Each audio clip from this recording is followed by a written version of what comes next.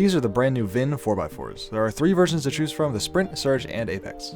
A huge thanks to the Cubicle for sending me these cubes so I can make this video for you guys. Don't forget to use code AMYKitsu at checkout to save 5% off your order. Opening up the Sprint edition, we see the cube, a card, and the accessories box, which has a nice bag and a screwdriver.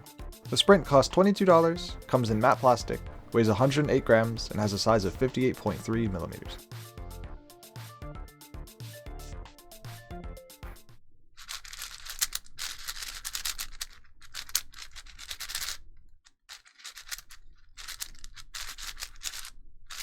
The turning is interesting. It has a pretty good feel to it, reminiscent of YJ 4x4s like the MGC and the Mini. But instantly, the cube is fairly slow and has some catching issues caused by instability because holy, this cube is flexible. Probably the most flexible 4x4 I've ever touched. The magnets are fairly weak when compared to other 4x4s, which is probably one of the causes of its instability. Now, taking the cube apart to look at the internals, what I find interesting is the core here has the corner-to-core slots, but with no magnets. They probably just do this to save money on production, having all 3 versions use the same core. Continuing to take a look at the pieces, there's nothing too abnormal here. Standard 4x4 stuff, unlike the nightmare that was the GAN internals. We got standard wing-to-wing magnets, but no wing-to-internal edge magnets on this version. Opening up the Surge edition, we got all the same stuff in the box, but the card says that I got number 247, which is pretty cool, I guess. The Surge costs $32, comes in UV-coated plastic, weighs 112 grams, and has a size of 58.4 millimeters, which is slightly thicker than the Sprint because of the UV coating. Let's see how this version turns.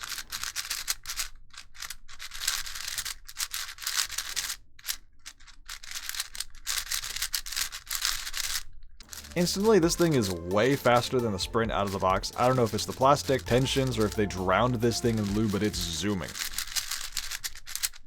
This version is ever so slightly more stable than the Sprint, but not by much. It's still crazy flexible, and the magnet strength remains on the lower side.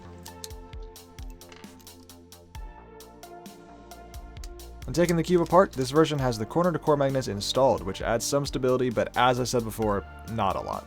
The pieces are all still the same, still has wing-to-wing magnets, but no wing-to-internal edge magnets.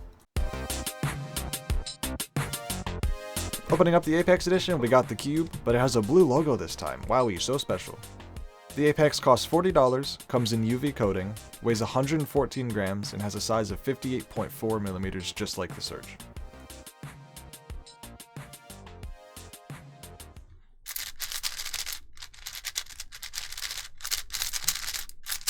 Getting into first turns, this cube is definitely slower than the Surge thanks to its 160 magnets. Holy moly, that's a lot of magnets. But among the 160 magnets, a couple of them are loose, and it's driving me insane. More magnets means the overall strength feels a bit higher, but it's still on the lower side when compared to competitors. However, increasing the amount of magnets doesn't mean the stability is suddenly good. In fact, it's still quite bad, but I'll talk more about the wider implications of that in the next chapter.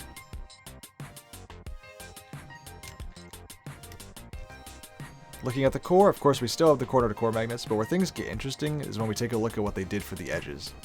This cube still has wing-to-wing magnets, but also has new wing-to-internal edge magnets. You can see here how these magnets interact. It looks like Vin have taken a different approach for their triple track layout than Moyu did for their Aosu V7, in which Moyu ditched the wing-to-wing magnets and went for double magnets on the internal edge. And if you've seen my V7 video, you know I wasn't a fan of that at all.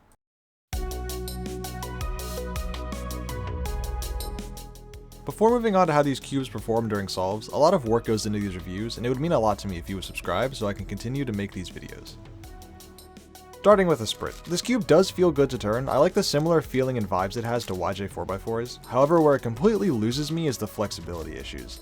It's easily the worst of the 3 and has major stability issues when you start to raise your TPS. The outer layers just can't cope with the increased turning speed, and the cube starts to deform massively in your hands, causing catches and locks. 3x3 stage is just painful, especially during last layer.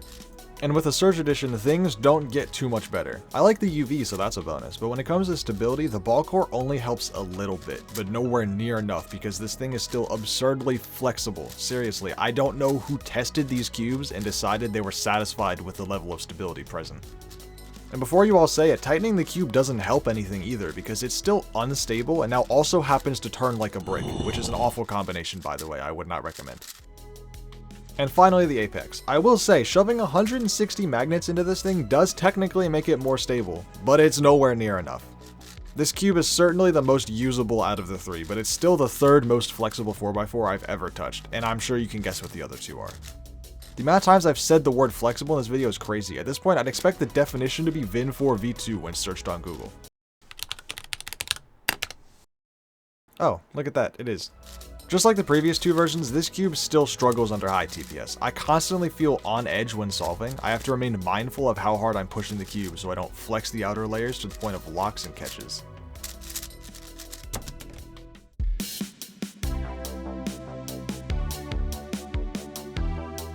Now unfortunately, Vin have discontinued the original 4x4 to make room for the new ones on the production line, which is disappointing because I still love this thing. I'd like to compare the V2s to the original because there's a handful of changes I'm both happy and unhappy with. Downsizing from 60mm to 58 is definitely the right move. The cube is also lighter as a byproduct. The original Vin is very heavy, with the ball core version coming at 124 grams. However, I do not like these new color shades. The yellow specifically is so dull in comparison to the V1, and it looks more similar to their 5x5 shades. Here's a comparison for every color between the V1 and V2.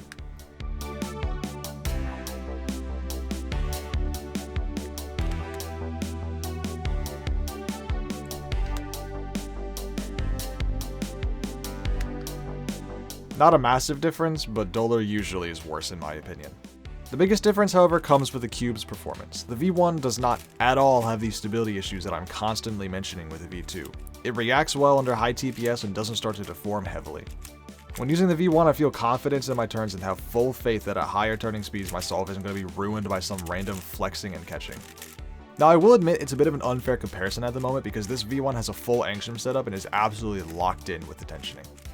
So to get a fair comparison, I'm going to take the Apex, which I believe to be the best of the three, and do a full setup.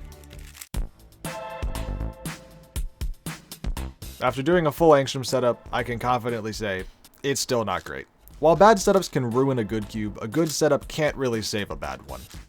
Now, I hesitate to say that all three of these releases are bad, but Vin haven't really released a product here to convince me otherwise. So with that being said, where does this release lie within the 4x4 ecosystem? In my opinion, the PyCube Aosu V7 is still completely unmatched, with the other three versions of the V7 close behind. Behind the four Aosus, I place the original ball core Vin and its standard variant. I just love how solid the cube is. It's stable, fast, and its turns are really soft and satisfying. Behind the original Vins is where I'll place the Apex and the GAN, and in all honesty, I think I prefer the GAN just because of its more solid outer layers. But I'm not about to start a whole new chapter comparing the V2s to the GAN, because when you're fighting for 7th place, what's the point?